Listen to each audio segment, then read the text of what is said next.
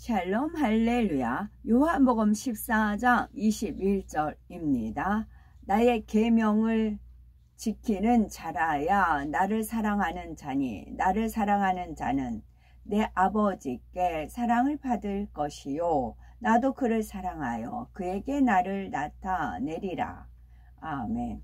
요한복음 14장 15절입니다. 너희가 나를 사랑하면 나의 계명을 지키리라. 아멘. 하나님을 지극히 사랑하는 믿음의 4단계입니다. 제목은요. 강하고 담대한 청년들의 믿음이라고 할 수 있는 믿음의 3단계에서는 계명을 지키기 때문에 하나님을 사랑한다고 할 수 있지만 마음의 죄성까지 다 버린 것은 아니기에 주님 사랑해요 라고 고백하는 것이 조금은 민망하죠. 그러나 아비들의 믿음이라 할 수 있는 믿음의 4단계에 이르게 되면 마음의 죄성을 다 버리고 계명들을 온전히 지키기 때문에 주님 사랑해요 라고 담대히 고백할 수가 있죠.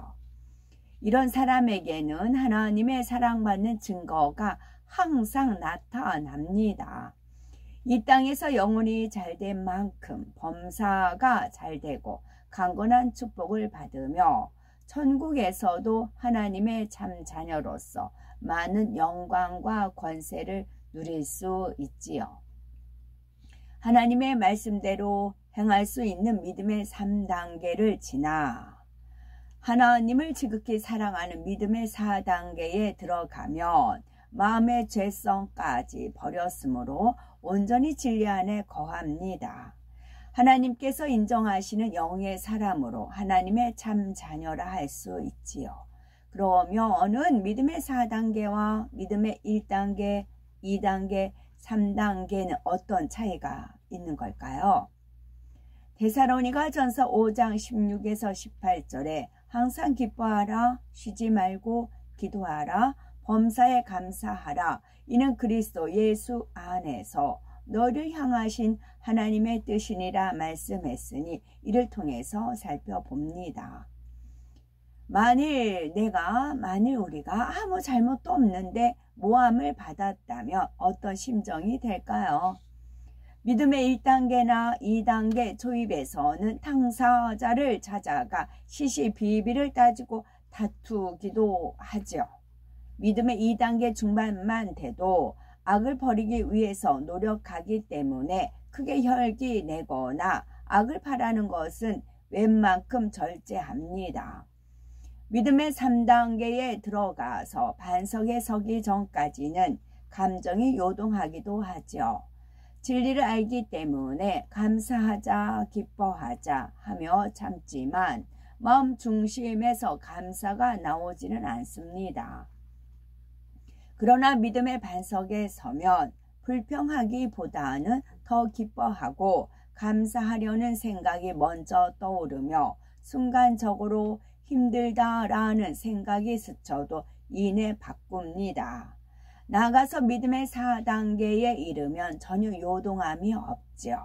하나님 앞에 범죄하지 않고 거리낌이 없기 때문에 감사와 기쁨이 사라지지 않습니다.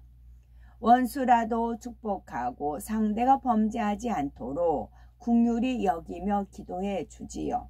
이처럼 똑같은 상황에서도 믿음의 분량에 따라 반응이 다르고 하나님께 상달할 때는 마음의 향에 차이가 나는 것입니다.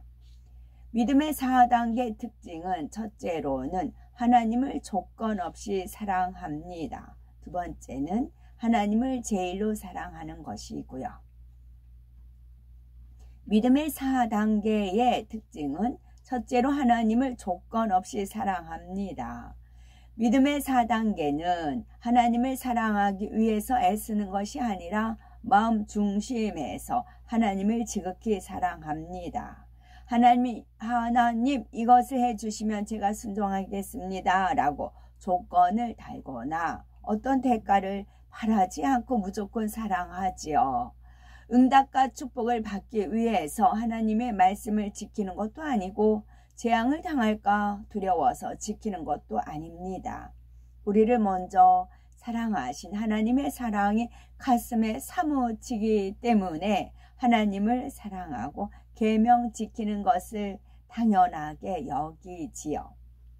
다니엘의 세 친구는 우상에 절하지 않으면 불못불에 던지겠다고 왕이 위협하는데도 만일 그럴 것이면 왕이여 우리가 섬기는 우리 하나님이 우리를 극렬히 타는 불못 가운데서 능히 건져내시겠고 왕의 손에서도 건져내시리이다. 그리 아니하실지라도 왕이여 우리가 왕의 신들을 섬기지도 아니하고 왕의 세우신 금신상에게 절하지도 아니할 줄을 아옵소서라고 단호하게 말합니다.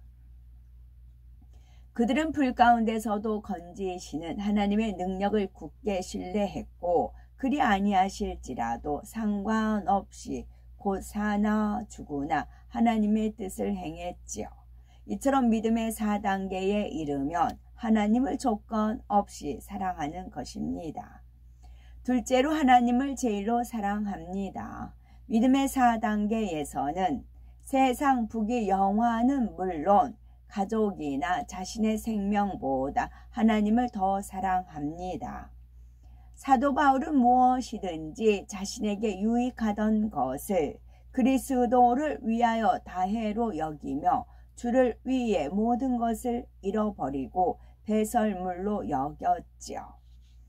예수님께서는 나와 및 복음을 위하여 집이나 형제나 자매나 어미나 아비나 자식이나 전토를 벌인 자는 금세에 있어 집과 형제와 자매와 모친과 자식과 전토를 100배나 받되 핍박을 겸하여 받고 내세에 영생을 받지 못할 자가 없느니라 말씀하셨습니다.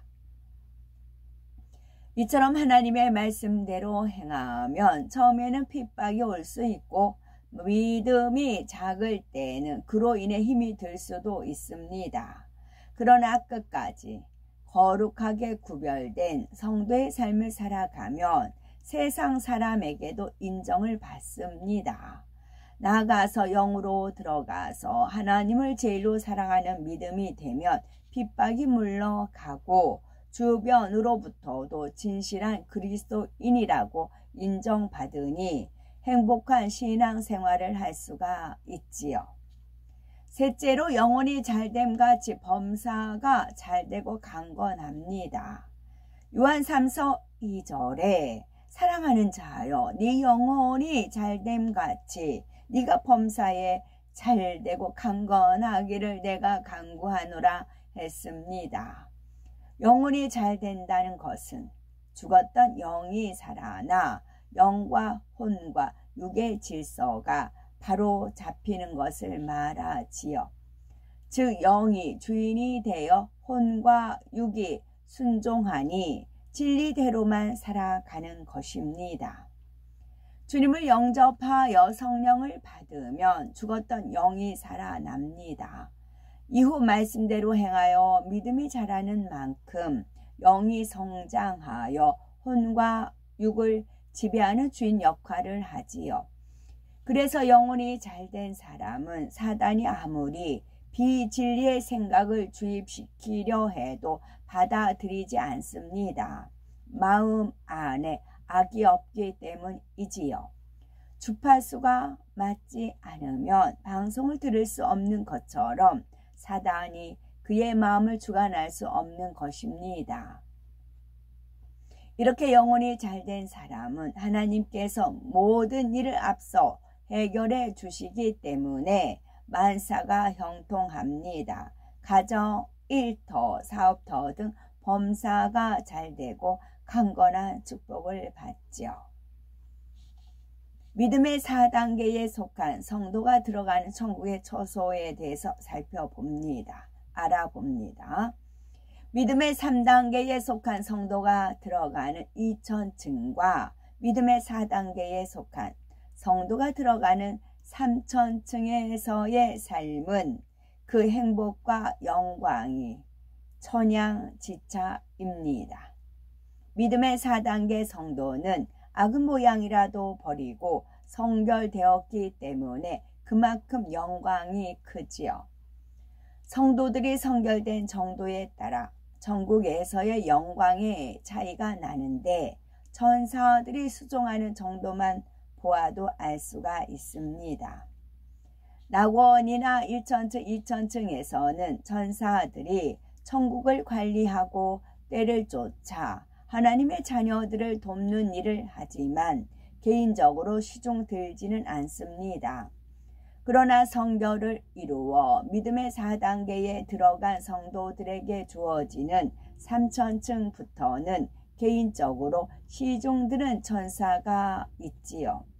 얼마나 하나님께 영광 돌리고 기쁘시게 했는지에 따라 수종하는 천사의 수도 달라집니다. 3천층에서는 수종하는 천사가 주인의 마음을 읽고 순종합니다. 주인이 과일을 먹고 싶어 하면 그 마음을 읽고 과일을 따다 주지요. 하지만 2천층에서는 천사에게 과일을 가져오라고 명해야 움직입니다. 2천층 이하에 들어간 사람과 3천층 이상에 들어간 성도는 겉모습만 봐도 큰 차이가 나지요. 각 사람의 영광의 빛이 다르고 옷과 옷의 문양, 장식, 머리 모양 등이 달라서 얼마나 성결되고 하나님의 사랑을 받는지 알 수가 있습니다. 2천층의 집은 모두 단층인 반면 3천층부터는 복층 건물입니다. 3천층에서는 수영장, 산책길, 호수, 부속시설 등 자신이 원하는 모든 것을 소유할 수 있습니다. 그 자격은 무엇이라고요? 성결이요. 성결. 성결되면 이 땅에서 내가 악은 모양이라도 다 버리고 죄를 다 버리면 자연히 하나님을 제일로 사랑하게 됩니다. 하나님 말씀대로 살아갑니다. 하나님 말씀대로 살아가는 게 어렵지 않아요. 사랑하기 때문에요. 그러면 하나님께서는 하나님을 사랑하니까 하나님께서 보상을 해줍니다. 천국에. 그래서 수영장, 산책길, 호수, 부속시설 등 본인이 원하는 모든 것을 가질 수 있습니다. 어떻게 하면요? 성결되면요.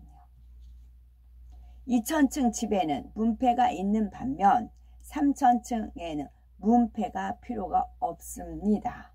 집 자체에서 주인의 향이 흘러나와 누가 주인인지 알 수 있기 때문이지요. 하나님께서는 성결을 이루고 죽도록 충성함으로 3천층에 들어온 영혼들에게 생명의 면류관을 상급으로 주십니다. 죽도록 충성하는 것도 외부적인 힘도 되지만 내면에 죽도록 충성하는 거라고요.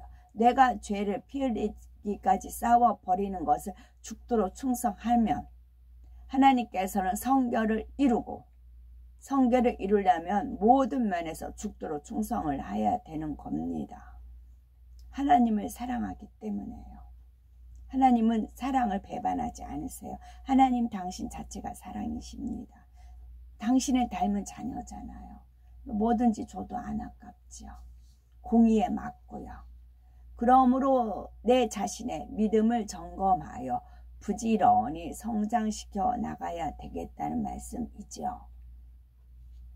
죽도록 충성이란 단순히 육의 목숨을 다하기까지 열심히 일하고 충성한다는 뜻이 아니라 성경 66권에 담긴 하나님의 말씀을 생명 다해 이루어 드린다는 뜻입니다. 즉 죄를 피 흘리기까지 싸워버리며 하나님의 계명들을 지켜 나가는 충성을 말하죠. 아멘.